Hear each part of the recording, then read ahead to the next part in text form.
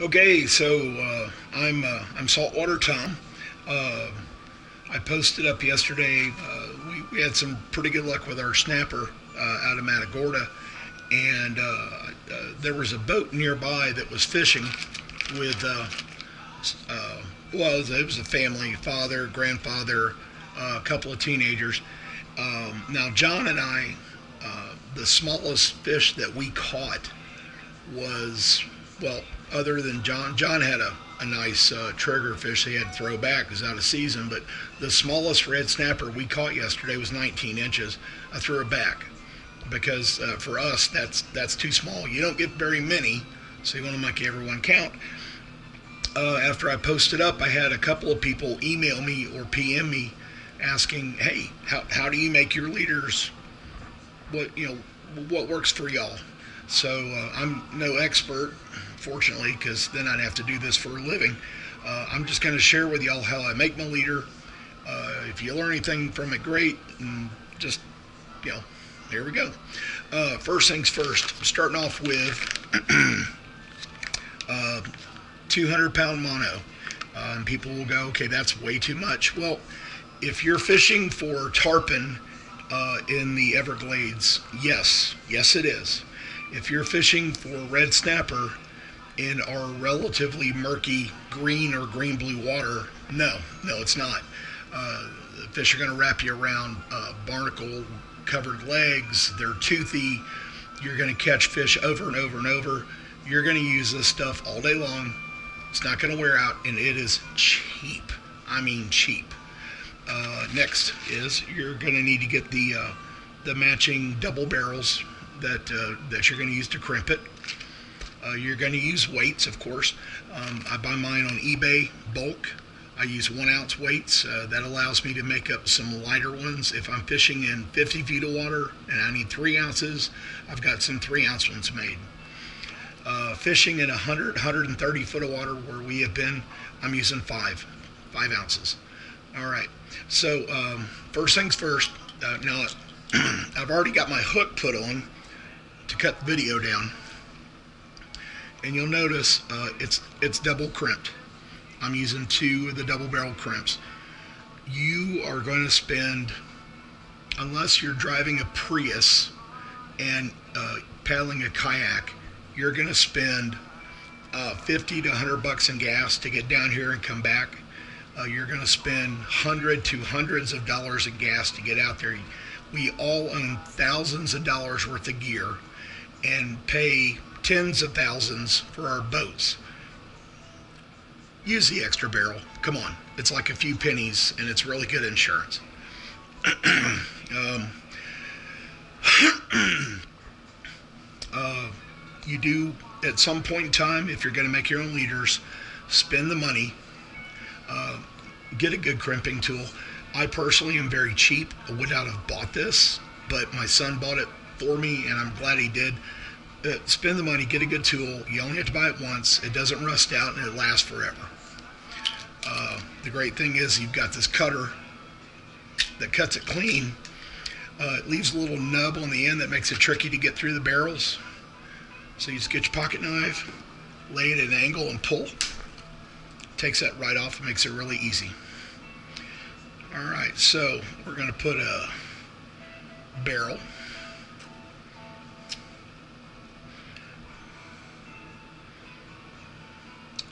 I really should have got my glasses. Bead. That's it. You get over 50. Everything gets a little harder to see up close when the light's not bright.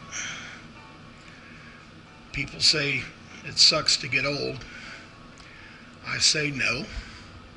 It sucks to not get old, because that means you have died. But there is a price to getting old, and I'm happy to pay it. Otherwise, well, the alternative, not so great. I also say everything's harder the further you get from 21. I'm pretty sure that's correct as well. All right, so again, using two barrels. Get on in there.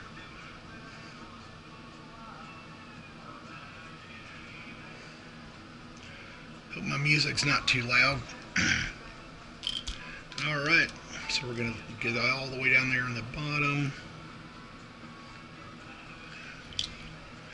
Make sure you're crimping these correctly. I actually have been doing it totally wrong until I was watching this show called Into the Blue, and they give tips and like little quick classes in between all the fishing action. And yeah, I was doing it wrong.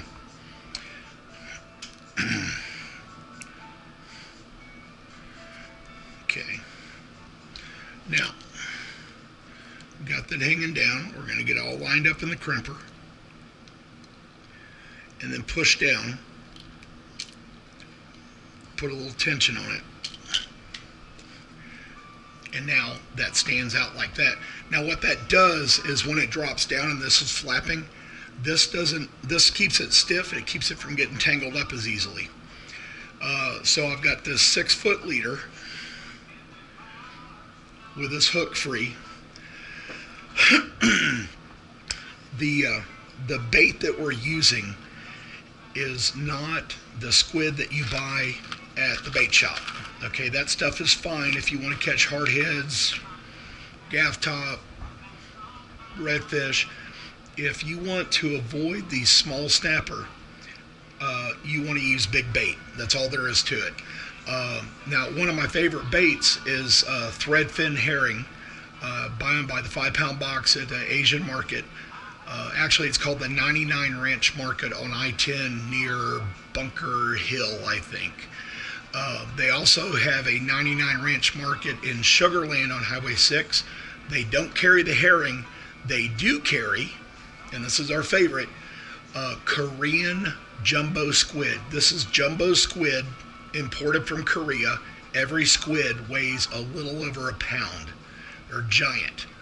As soon as I get them home, I cut them into 5 pieces and put those 5 pieces in a sandwich bag and freeze it. So that way, whenever I want to go fishing, I might just pull 2 or 3 bags out and let it thaw on the way.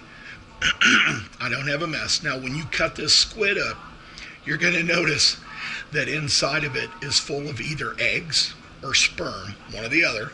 It's like they're always breeding. And it doesn't stink because this is food grade. This isn't bait. This is food grade squid. But it's very oily.